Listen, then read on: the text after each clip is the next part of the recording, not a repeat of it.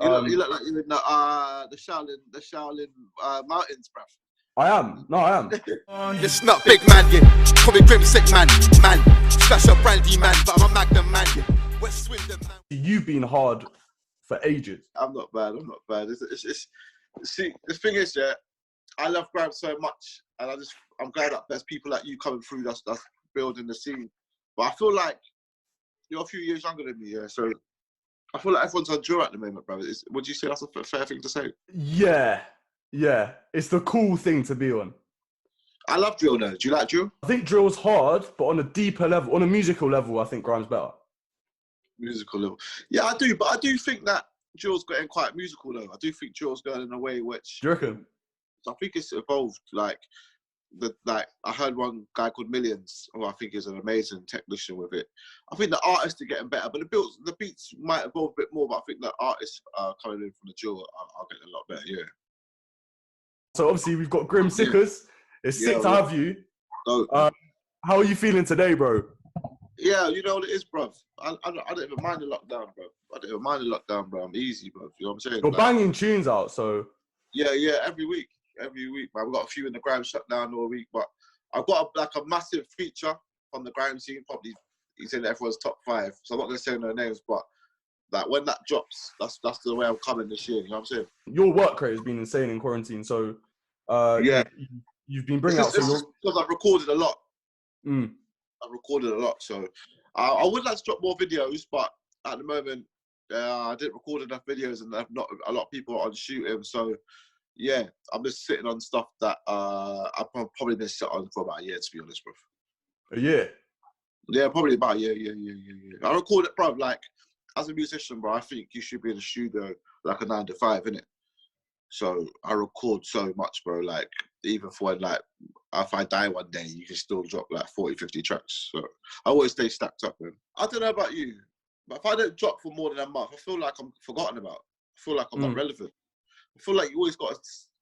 Logan Sama said one thing to me on the come up. He said, I was so like hungry coming up. And he used to say, Sickers, you got to drop one thing a month. And I think pretty much my whole career, I pretty much drop one thing a month. But if I got like a big single with a deal, they might be about over 3 months. But where if I'm not in a deal, it would be once a month. And I think content is quite easy these days, man. So I think it's quite easy to fill the gaps, to be fair. You've got a hunger, bro. Like I remember. The hunger is because my talent might not be as best as the best MCs in the scene, but when you got passion and drive, bro, you can just keep up with them, bro. And you with a lot of self-belief. I think I believe in myself a lot. Yeah, but you know what it is? Sometimes I hear get to the track. See that tune drop the other day? What's it called? Microsoft Word. I think, fuck me, bro. Like your levels are fucking sky high, bro. Like Gets might be the best. Yeah, but I feel like that's just a small-ish part of MCing. Do you know what I mean? Yeah. I feel like being a good technician is good, yeah. But it's a whole nother skill to be able to rhyme monosyllabically and make that work. Because then you're not leaning on the rhymes. Do you know what I mean? I've been doing a lot of emo music recently, and yeah, I think I'm enjoying that a lot more. Grime, now I'm loving grime at the minute, bro. I'm loving it. I'm loving it now because everyone else is loving it. And I think there's some hidden gems like yourself. I watched you were just listening to you, but I think you're sick. I heard the Kamikaze and the Manga, the SBK thing. That's hard. SBK is someone that I like as well. I think SBK is techie, bro. So recently you dropped Snow Pain. You dropped Change Me. I really like those songs equally to your grime tunes. What inspired you to go down there? Little Peep, bro. But not Little Peep when he died like everyone else. I was on Little Peep from about 2016. Artist called Bones as well. There's a lot of emo artists that I mean. So I just like the whole wave. I like the whole wave, man. And when Little Peep died, man, I felt like there might not be anyone to take over from that. So from the UK, I don't think the emo sounds like quite big, but I think I'm really good at it. And I think with the collabs that I got coming this year, I think I'll be able to bridge the gap on that sound still. I realised I was more of a musician than an MC. I like MC. I can get relapse all day long, bro. Trust me, I can do it. But as an art and being a musician, I think I'm enjoying making music. That's why I'm so prolific in the studio, because that's my favourite bit out of the whole process, bro. Even better than performing. I like writing and recording, bro. So just going back, so you're from West Swindon? Yeah. Yeah, I'm from West Swindon. Yeah. And what's it like? Yeah. Whereabouts in London you living? Camden. Well, on the outskirts of Camden, but yeah. Camden. Okay. And obviously, you being from West Swindon is pretty rare in grime. I don't think I know any other grime artists from Swindon. So No, there are, but they're not as well known. But yeah. Yeah, of course. Yeah. What was it like growing up in Swindon, disregarding music? Oh, bro, quite. My mum's Indian and my dad's a Jamaican geezer, so it's quite. It's not as cultural as other parts of the world. It was like I found music through Radio 1. Do you know Saturday Night, Charlie Slough and that, Yeah. And how old were you when you found it? Late, man, late. I've been doing music 9 years. So I was about 20, bro. 20, yeah. You know what I'm saying? I'm late 20s now. So yeah, it's found it quite late. Everyone thought I was rubbish in my own area until like Jammer heard me on YouTube somewhere, and that's how I got my break. Why did people think that? Oh, they didn't know the sound was the background changed like Jesus Christ, like that. Like, background's looking Teletubbies right now. That's Teletubbies, isn't it? I don't know, man. I don't know, but that's a good shout though. Oh yeah, but they thought, oh shit. Why did they just not get the grime sound? Yeah, of course. Like grime was like years ahead before it caught on to Swindon. Yeah. And I was probably a different MC to what they're used to. They're probably used to the drum and bass geezers. So yeah, and that must have taken a hell of a lot of self-reflection for you to make a sound that the people around you aren't used to. Just for people who don't know, what's Swindon like? So it's grown a lot in the last 10 years, man. There's a nice community there. When you were growing up, though? Oh yeah, what is more multicultural than it was today. I was brought up in a nice little council estate, so I learned about life the hard way. But I'm glad I learned it all that age. But now, yeah, I would advise anyone to move there for a nice quiet life away from the city. Like, where do you live? London. Yeah, but you might not enjoy it today, Swindon, but in 15 years' time, you might want to raise your family out there. You know what I'm saying? I do owe a lot to Jammer, but every time I bring it up, he tells me not to mention it. So I can't thank him as much as I can, man. Maybe I thanked him a bit too many times, man. But Jammer really did make a lot of careers out there, even though what people say about him, man, I would never ever go against him, man, because you have a lot of people like myself, JK, Socks. I was part of that little club, you know what I'm saying? So I'm grateful to him, man. Yeah, of course. And so what was the exact story? So how did Jammer notice you? And he was just looking for I was on Lord of the Mics number 6. Yeah, with that tune with MIK. Yeah, all 200 bags. Yeah. MIK is hard. So I spoke to MIK since that tune. Don't know where he's gone.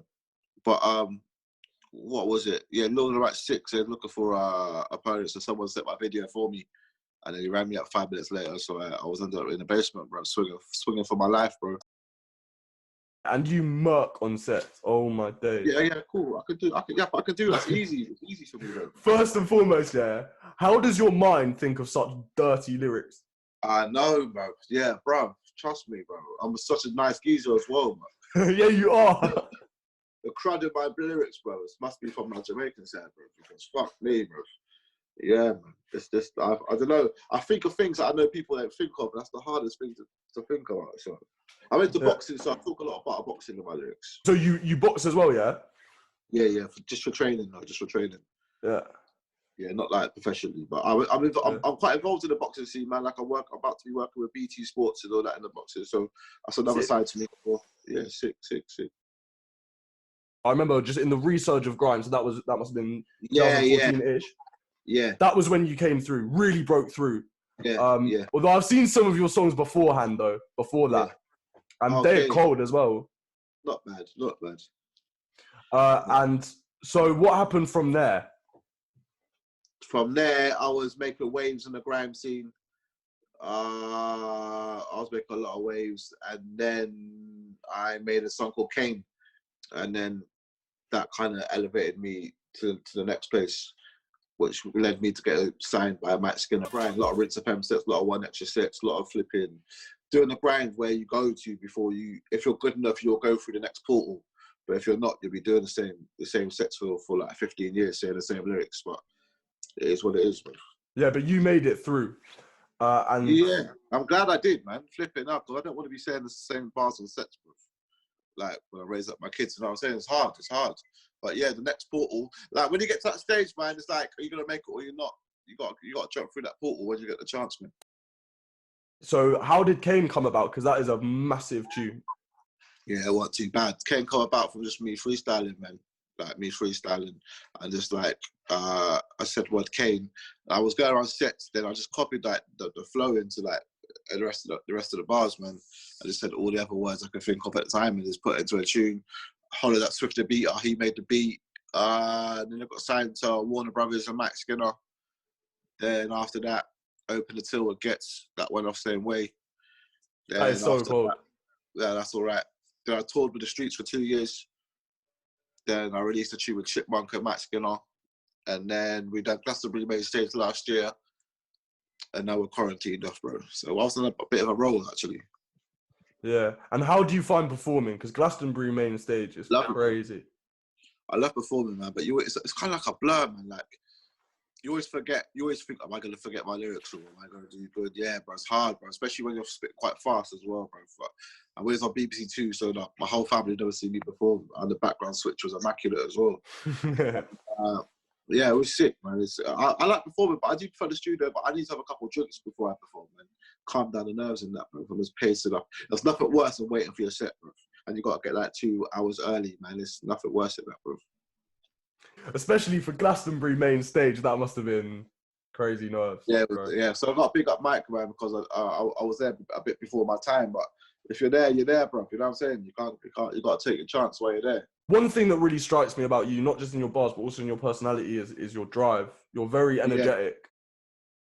Yeah. Like 4 or 5 years ago, and I was watching your Rinse FM sets, and I just felt really inspired by your energy.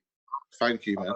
The way you jumped on sets was just so cruddy. It was insane. Yeah. Then at the same time, you've got songs like Social Media, which talk about the effects of social media. And to have both sides like that is really sick, bro. I'm a bit of an all-rounder, bro. You know what I'm saying? Like, I'm impressed you know that song. Not a lot of people know that song, bro. It's quite impressive. No, I've banged your tunes, bro. Thank you, bro. You're sick. I'm banging your tunes now. That's how life works, bro. Also, in one of your lyrics, I remember you said that gym and music saved you. And that was something that I could relate with as well. Yeah. Gym saved me for real, man. Did it save you as well? Mentally, a lot. Yeah, man. Yeah. But through quarantine, I accidentally, I'm fucking hench, bro. I'm massive at the moment, bro. I'm looking like a bodybuilder, so I've got a bit too hench through the quarantine, but yeah, bro, the's no such thing as too hench, though. Have you ever seen Simpsons when Ned Flanders takes off his top and he's wham? I'm looking at Ned Flanders right now, blood. You know what it is? What it is, bro, like, just the gym, I do it for mental health, so I think the gym helps everyone, man. I'm very inspired by Tyson Fury's story as well, so that helped me a lot. Yeah. And you got that tune as well. Yeah, I got bare Tyson Fury tunes, bro. You know, so I know him. I did know him, but he's a bit famous for me now. But we're very good friends. We speak a lot. Yeah, and it's also, do you know what? It's big to get Mike Skinner's ratings as well, because he's very particular about who he associates with. Yeah, at the moment, it's only me, JK, Merkish, Dave, and a few others, man. You know what I'm saying? So we all, me and JK done the first tour together with him, and then the second tour, I think it was me and the Manor. So he is very particular. Yeah, he's very particular. Call Me in the Morning is a big tune, obviously. Massive, that one. That's probably my most viewed tune, man. You know what I'm saying? The story of that is it was my tune originally. Really? Without Mike, it was my tune. My verse was already down. Oh, swear. Chipmunk heard it. I don't know where he heard it, bro. You know what I'm saying? Chipmunk heard it. So Yardy jump on this. And then Mike put a verse down, and Mike ducked so much we just turned it into a Streets tune, man. We got another one still. Oh, sick. When's that one going to come out? Bro, it was going to come up before lockdown. Maybe after lockdown. Sick. Yeah. Well, I'm looking forward to that. And your most recent one is 888. Well, Slickman Party, yeah, he's hard, isn't it? I like Slickman. I like it because he's one of my favourite MCs, man. He's always around like P Money and all that, and I just noticed him, man. So we just done a quick back to back, but it was all right still. I like that. I like that. I also like how you say, "Oh, it was all right." Like, it's not bad. Like, bro, that's sick. Like, True, but it's not bad. You know what I'm saying? and who are your main influences? Would you say? Well, musically, Yeah. Little Peep. That's let me do. All right, Little Peep for America. Chief Keef. Let me do 3 Americans and 3 UK. Yeah, Chief Keef. Right at the moment, Griselda, but from UK, Cass is dead. Cass is dead. I really like Capo Leo right now. I think Capo Leo's amazing, man. I think he's probably the best, you know. And then probably Chipmunk, man. Them 3. But the reason I like all them 3 is because they got their own brand. They're not part of the scene. They all got their own merch. They don't rely on other people. And they don't need a scene to bring them through, man. I like the people that build their own brands and like Cass is dead, don't need anyone, bro. Drops when he wants, you know what I'm saying? Like, you don't rely on nothing, bro. So Yeah. what I'm trying to build, like, just a brand, bro, so I can just do what I want when I want and not be part of Yeah, the scene. because you said it in the song Tyson Fury about building your own brand. Yeah.